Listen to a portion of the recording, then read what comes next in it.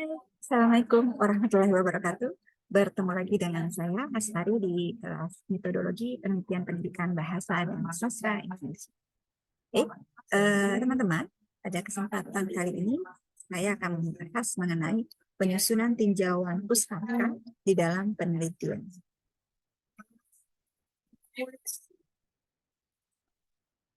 Nah, di pertemuan ini saya akan menjelaskan pertama tentang konsep penelitian pendidikan bahasa dan sastra Indonesia. Yang kedua, teori dan posisi dalam penelitian bahasa, sastra, dan pengajaran. Lalu eksplikasi konsep dan kerangka berpikir penelitian. Nah, keempat ini adalah hal yang nantinya kita rumuskan di dalam tinjauan pustaka. Atau kata lainnya disebut juga dengan landasan teori. Teman-teman, setelah kita menyusun bab 1 pendahuluan, kita telah menemukan masalah, maka selanjutnya apa yang akan kita lakukan?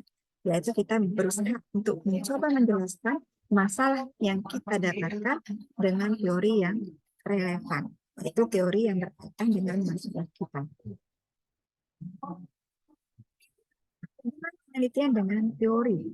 Teori tidak bersifat statis. Kita terus-menerus memodifikasi teori-teori yang lama dan mengembangkan teori yang baru. Nah, hasil penelitian sosial yang pada akhirnya akan yang menghasilkan teori yang baru. Pada intinya, kita menggunakan teori sosial untuk mengatur dan menyusun pemikiran kita, serta memperdalam dan memperluas pemahaman kita. Nah, teori-teori inilah yang kita akan susun di dalam tinjauan pustaka. Nah, teman-teman ya, ada teori baru, kemudian teori sosial, dan baru kita melakukan penelitian sosial. Mendasar berhubungan dengan komunitas akademik dan teori yang kita kaji, hasil yang kita kaji itu menghasilkan. Untuk apa? Kita selalu memperbarui, memperkaya, dan memperbaiki. Jadi tujuan teori itu adalah untuk memperbarui, memperkaya, dan memperbaiki. Ini teori. Teori contoh, bukan contoh, tetapi berdasarkan si Miller tahun 2025 bahwa teori itu adalah hal-hal untuk menangkap apa yang akan kita lihat. Hal-hal untuk menangkap apa yang akan kita lihat, kita kaji melalui dan berdasarkan dengan teori yang sesuai dengan permasalahan kita. Teori bahasa, sastra, dan pengajaran. Teman-teman, teori adalah serangkaian konsep-konsep, penjelasan, prinsip yang teratur dari beberapa aspek pengalaman, termasuk yang membahas bahasa, sastra, dan pengajaran. Teori itu sebagai abstraksi, dan teori juga sebagai konstruksi. Jadi teori ini merupakan reduksi dari serangkaian kategori-kategori yang berhubungan dengan variabel-variabel kita, kemudian kita rumuskan di dalam tinjauan pustaka kita. Lalu teori juga sebagai konstruksi kita untuk menjelaskan sesuatu yang berkaitan dengan penelitian kita. Ini tentang teorisasi, saya lewatkan. Strategi teorisasi. Teori apa yang relevan dengan penelitian Anda? Teori mana yang dapat menjawab penelitian Anda? Teori ini penelitian terdahulu yang terkait dengan penelitian kita cantumkan di dalam tinjauan pustaka. Salah satu strategi menentukan teori yang tepat dengan penelitian adalah memahami aspek dari teori dan menentukan posisi penelitian kita ada di mana. Memahami aspek teori. Memahami aspek teori yaitu mencoba menjelaskan masalah yang ada di dalam penelitian, lalu melihat teori apa yang cocok untuk menjawab permasalahan, untuk membantu kita mengatasi masalah tersebut. Dari teori yaitu arahan berteori, fokus teori kita apa, kemudian kita lihat data analisisnya bagaimana, cocok nggak dengan analisis kita, lalu kita jelaskan hubungannya. Arah berteori pertama dalam menyusun tinjauan pustaka itu harus deduktif dulu, yang umum dulu, variabel yang umum dulu kita jelaskan, baru ke induktif, yaitu variabel yang khusus yang Ya, jadi dijelaskan dulu yang umum, baru dijelaskan yang khusus di dalam menyusun data, dalam menyusun tinjauan pustaka. Level analisis. Level analisis ini ada level makro dan mikro. Jadi ada level yang berhubungan dengan pustaka, ada yang menengah, dan juga yang individu. Fokus teori yaitu satu, teori itu substantif, yaitu berisi topik yang sesuai dengan penelitian kita. Lalu teori itu formal. Apa formal? Jenis teori umum yang diterapkan dan dalam berbagai topik yang spesifik dengan penelitian kita. Nah, ini bentuk penjelasannya bisa teman-teman baca. Memahami peta teori, yaitu dengan melihat masalah yang kita kaji, kemudian kita cari teori yang relevan. Oke. Langkah-langkah dalam menyusun teori, pertama harus tahu dulu teori dan konsepnya apa, lalu merumuskan konsep-konsepnya, lalu asumsi dari teori, kemudian fenomena dari penelitian kita itu agar sesuai dengan teori yang kita teori yang kita jelaskan, yang kita ambil itu sesuai dengan fenomena penelitian kita. Nah, ini bagian-bagian dalam penyusunan teori, yaitu analisisnya.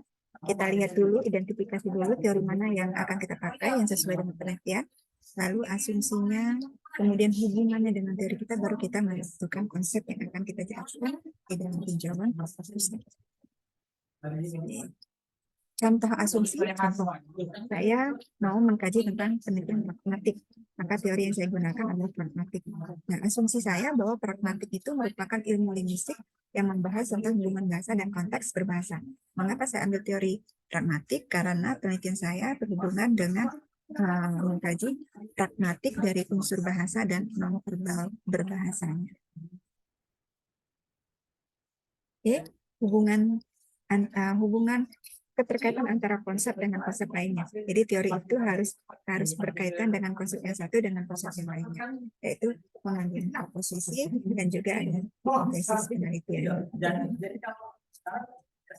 Oke, konsep penelitian. Nah, setelah kita merumuskan konsep di dalam tinjauan pustaka itu, kita juga akan menjelaskan tentang definisi, simbol, atau hal-hal yang berkaitan dengan penelitian kita atau variabel yang kita gunakan.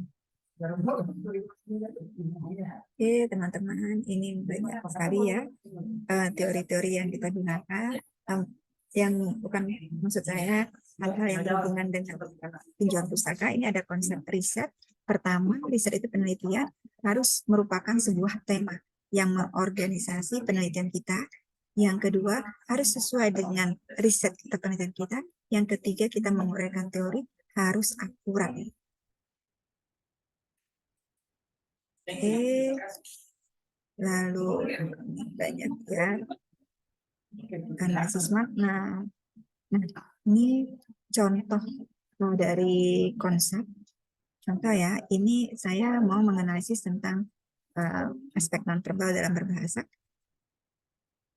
Di sini ada senyumannya, tersenyum malu. Apakah fisik hanya satu-satunya tolak ukur warna kulit? Secara gagasan malu merujuk pada aspek fisik. Nah, ini namanya contoh dari eksplikasi sebuah konsep dalam merumuskan suatu teori. Langkah dalam eksplikasi konsep,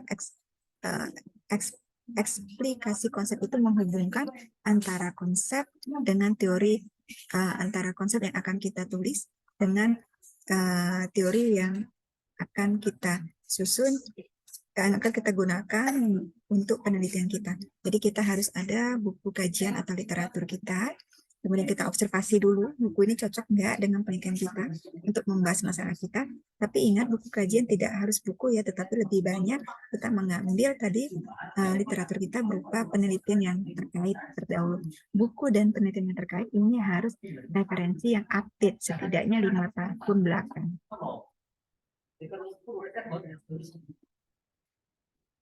Ingat teman-teman, dalam penelitian kita harus mengeksplikasikan. Jangan hanya menerima apa yang tertulis di dalam buku, tetapi kita perlu menyesuaikan dan membandingkan penelitian kita terdahulu. Nah, untuk membandingkan hasil penelitian kita dengan penelitian kita terdahulu, ini kita rumuskan nanti di dalam bab pembahasan di bab 4. Nah, untuk bab 1, 2, dan 3 dalam menyusun proposal penelitian, kita sampai ke bab 1 pendahuluan, bab 2 tinjauan pustaka, dan bab 3 metode penelitian. Nah, kita bahas pada kesempatan kali ini adalah di bab 2, yaitu penyusunan tinjauan pustaka. Nah, ini 6 proses eksplikasi. Ada mengidentifikasi, melihat kajian literatur, lalu kita menyusun definisi konsep, kemudian definisi operasional. Jadi di dalam tinjauan pustaka ini perlu dimasukkan definisi operasional. Jadi istilah-istilah baru atau populer yang digunakan di dalam penelitian. Kemudian mencari deskripsinya, lalu kita melakukan observasi untuk menyusun konsep yang akan kita tuliskan di dalam tinjauan pustaka. Ini tipe-tipe konsep, bisa teman-teman baca ya. Selanjutnya, beda teori dan konsep. Kalau teori ini adalah buku yang kita pakai atau teori yang kita gunakan di dalam penelitian. Kalau konsep itu terdiri dari konsep itu sendiri. Jadi kita mendefinisikan konsep yang ada di dalam teori. Nah, bagaimana menyusun rancangan bab 2 penelitian atau tinjauan pustaka? Tinjauan pustaka adalah menginformasikan kepada pembaca tentang hasil-hasil penelitian yang berkaitan dengan penelitian sebelumnya. Ya, jangan lupa, jadi kita gunakan penelitian terdahulu dan juga teori yang kita gunakan. Kemudian menyediakan kerangka berpikir kita di dalam penelitian. Nah, ini diletakkan di dalam tinjauan pustaka. Jadi konsep-konsep yang sudah kita rumuskan tadi, ini kita masukkan ke dalam tinjauan pustaka. Konsep tersebut kita peroleh dari literatur review, yaitu teori yang kita gunakan, buku yang kita gunakan, dan penelitian terkait yang kita gunakan. Lalu setelah itu di dalam tinjauan pustaka ini ada bab kerangka berpikir atau kerangka kerja kita. Nah, ini cantumkan di dalam tinjauan pustaka. Selanjutnya, untuk menyusun tinjauan pustaka ini kita identifikasi kata kunci. Jadi di abstrak atau di pendahuluan, di abstrak ini ada kata kunci. Kata kunci itu kita rumuskan berdasarkan variabel yang ada di dalam judul penelitian kita. Dan kira-kira apa kata kuncinya? Ya, setelah kita merumuskan kata kunci, lalu kita bisa membuat tinjauan pustaka. Teori konsep apa yang akan kita tuangkan di dalam tinjauan pustaka untuk membantu kita dalam melakukan penelitian. Selanjutnya ini kerangka berpikir penelitian, ya, menjelaskan tentang teori-teori yang kita gunakan. Jadi intinya kita lihat dulu variabel kita, lalu kita lihat itu di dalam, bisa dari judul dari variabel kita bisa merumuskan abstrak, lalu bisa kita merumuskan teori apa yang bisa kita gunakan untuk menyusun tinjauan pustaka. Ini baik, untuk tugas minggu depan ya teman-teman, kita akan menyusun tinjauan pustaka. Teman-teman susun, yaitu teman-teman tinjauannya cari buku dan penelitian-penelitian terkait yang sebelumnya pernah diteliti sesuai dengan penelitian yang teman-teman akan angkat. Kemudian uraikan konsep dan teori secara mendetil. Lalu ingat teman-teman ya, format penulisannya sesuaikan dengan pedoman penyusunan proposal karya akhir atau KIP. Ini teman-teman bisa hanya kita lihat di pedoman FKIP. Kemudian tidak boleh copy paste ya teman-teman, usahakan menggunakan bahasa sendiri. Semua rujukan yang teman-teman gunakan, rujukan itu teori yang teman-teman gunakan, ini teman-teman kutip di dalam daftar pustaka. Baik, terima kasih. Demikian pembahasan kita pada pertemuan ini, yaitu penyusunan tinjauan pustaka untuk penelitian. Bisa menggunakan penelitian eksperimen, bisa menggunakan penelitian kuantitatif, kualitatif, atau pengembangan, ya, atau bisa juga mixed method. Saya akhiri. Assalamualaikum warahmatullahi wabarakatuh.